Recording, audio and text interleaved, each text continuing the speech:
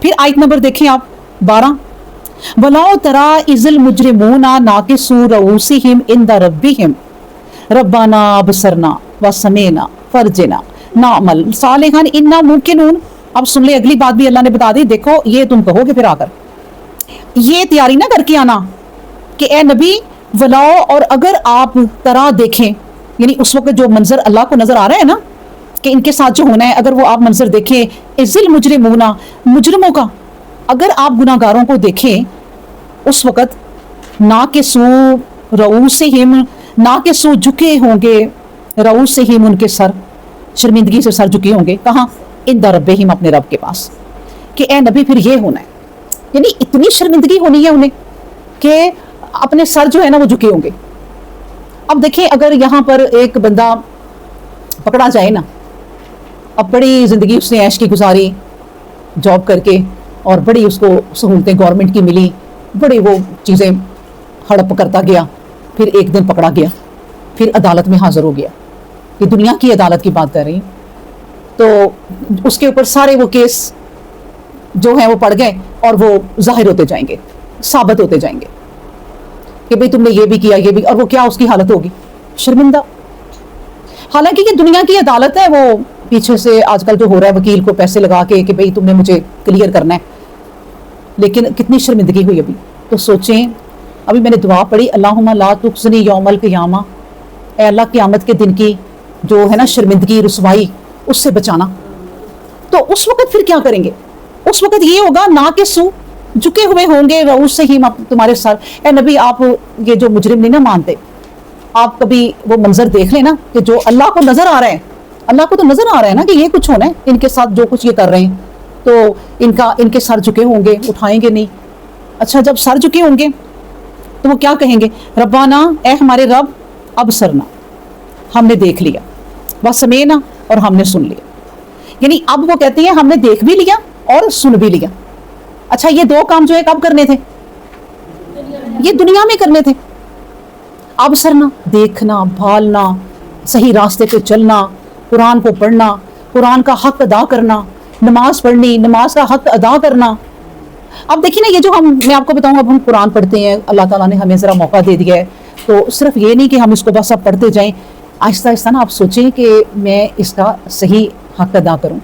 یعنی اب میں پڑھاتی ہوں اور تفسیر سے پڑھاتی ہوں، اب میں ذرا اس کی قرأت صحیح کروں، اب میں اس کی تجوید صحیح کروں، میں اس کو بڑے پیارے طریقے سے پڑھوں۔ ابھی میں نے تلاوت لگائی تو آپ نے کہا بڑی پیاری تلاوت ہے، اس طرح اپنی کوشش کر، اب اس کا یہ حق ہے ہم پر، یہ قرآن کا نا ہم پہ حق ہے۔ عورتیں بڑی آرام سے جان چھڑا لیتی ہیں، بس میں بچپن چ پڑھیا نہیں تو بس میں اس طرح کا ہی آتا ہے، تو بھائی آپ پڑھ لو۔ بڑی ہو کے بھی نا عورتیں جدید چیزیں سیکھ رہی ہوتی ہیں، دنیا کی باتیں انہیں ساری آتی، حساب کتاب، کمیٹیاں، کاروبار، یہ ان چیزوں میں سب میں وہ ماہر ہے، لیکن جب قرآن کی بات کرو بس نہیں پڑھنا آتا، کی کریے، ٹائم ہی نہیں ملتا۔ یہ جو لٹکا کے منہ کہہ دیتی ہو نا، تو تب کیا ہوگا؟ اللہ نے کیا کہا ہے پچھلی آیت میں کہ وہ کیا ہوگا کہ ان کا جو سر ہے نا ناقص رؤوسہم، پھر سر جھکے ہوئے ہوں گے، اس دن کی نا رسوائی سے بچ جاؤ۔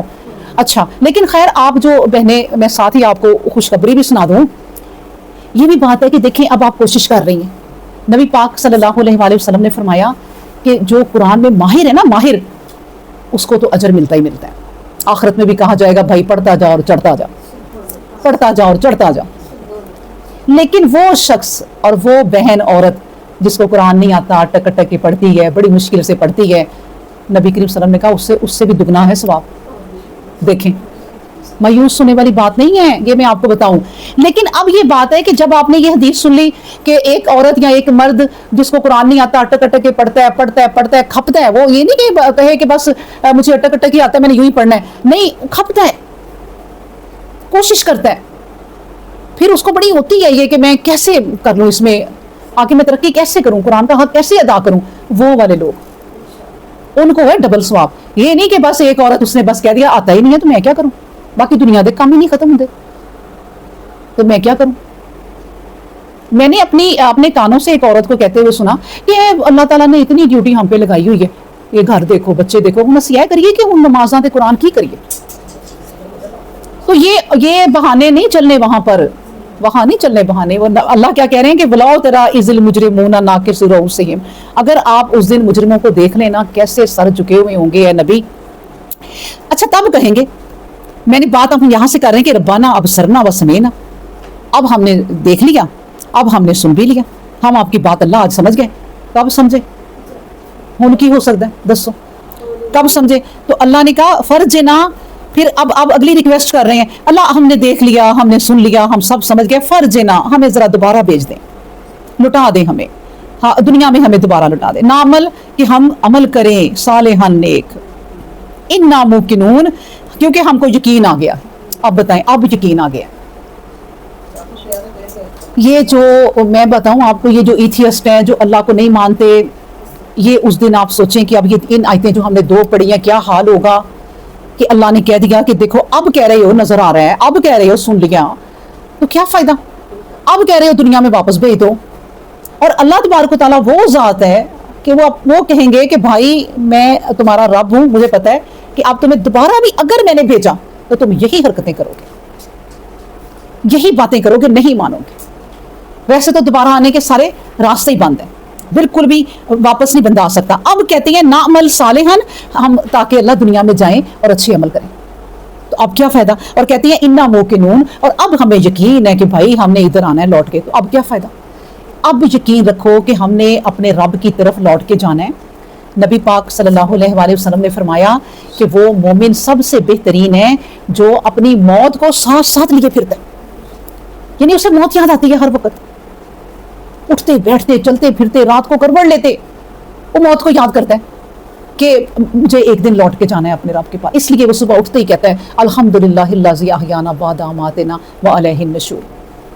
اٹھتے ہی کہتا ہے کہ اللہ نے مجھے پھر زندگی دے دی موت کے بعد,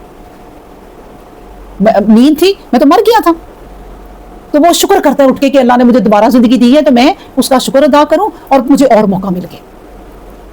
تو یہ جو زندگی کے دن آپ کے آگے بڑھتے جا رہے ہیں نا, آگے اللہ کے فضل سے, تو یہ شکر کریں کیونکہ اللہ نے ہمیں اور ٹائم دے دیا نیکیاں کرنے کا, اپنی پچھلی چیزوں کی کوتاہیوں کی معافی مانگنے کا.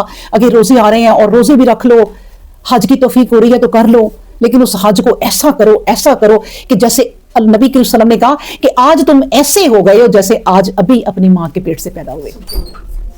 تو پھر جب کوئی ایسا ہو جائے نا جو اپنی ماں کے پیٹ سے پیدا ہو اور اتنا صاف ستھرا, اب سوچیں کوئی گناہ ہی نہیں, جسم کے ساتھ کوئی گناہ ہی نہیں, تو ویسے حج کر کے آ کے رہنا, سوچیں آپ کہ اب میں ایسا ہی رہوں. تو اپنے آپ کو پاک رکھنا یہ ہے کہ آپ اس طرح رہ کے پھر آگے تیاری کریں. اس کے بعد آپ دیکھیں آیت جو ہے نا 13, وَلَوْ شِئْنَا لَا آتِنَا كُلَّ نَفْسٍ هُدَاهَا. اے پیغمبر اسلام صلی اللہ علیہ وآلہ وسلم, وَلَوْ شِئْنَا, اگر ہم چاہیں نا, لا آتِنَا تو ہم دے دیں, ہم عطا کر دیں, كُلَّ نَفْسٍ ہر نفس کو, هُدَاهَا ہدایت. دیکھیں اللہ نے یہ بھی کہہ دیا اپنی کبریائی, اپنی عظمت, اللہ نے یہ بھی بیان کر دی آگے پھر کہ اب یہ نہ سوچنا کہ میں تم لوگوں کو ہدایت نہیں دے سکتا تھا. اللہ چاہے تو کوئی ایسی چیز کرے کہ سارے مسلمان ہو جائیں, کوئی گناہ کرنا بھی چاہے تو کرے ہی نہ. لیکن اللہ نے کہا کہ اے نبی اگر میں چاہوں نا تو ہر نفس کو ہدایت دے دوں. ولیکن, اور لیکن, حق القول منی, میرے اوپر یہ بات قرار پا چکی ہے, میرے اوپر یہ بات حق ہو چکی ہے. لا املا انا, کہ میں مجبور کر دوں گا ضرور جہنم کو, یعنی پر کر دوں گا جہنم کو, انہیں مجبور کر کے کہ جہنم کی طرف جائیں. اور کس سے؟ من الجناتی, جنوں سے, والناسی, اور انسانوں سے, اجمعین, سب کے سب, ان سب سے نہ میں جہنم کو بھر دوں گا. اب دیکھیں یہ بات کیوں کہی؟ بات یہ ہے کہ دیکھیں جب شیطان نے, اللہ تبارک و تعالیٰ نے جب کہا کہ سجدہ کرو آدم علیہ السلام کو, کہ میں نے ایک انسان بنایا ہے اور اپنا خلیفہ بنایا ہے, تو شیطان نے کیا کہا تھا کہ میں تو نہیں سجدہ کروں گا, میں تو آگ سے بناؤں گی, مٹی سے بنائے. تو اسی طرح اسی وقت ہی اللہ نے اسے کہہ دیا تھا کہ تم نے میری نافرمانی کی اور تم سے بڑی نسلیں ہوں گی, کیونکہ اس نے کہا اللہ میں تو اس کو نہیں سجدہ کرنے والا, آپ مجھے قیامت تک نہ مہلت دے دیں, میں اس آدم کو, جو آدم بنایا ہے آپ نے نا, اس کی نسلوں کو جنت میں نہیں جانے دوں.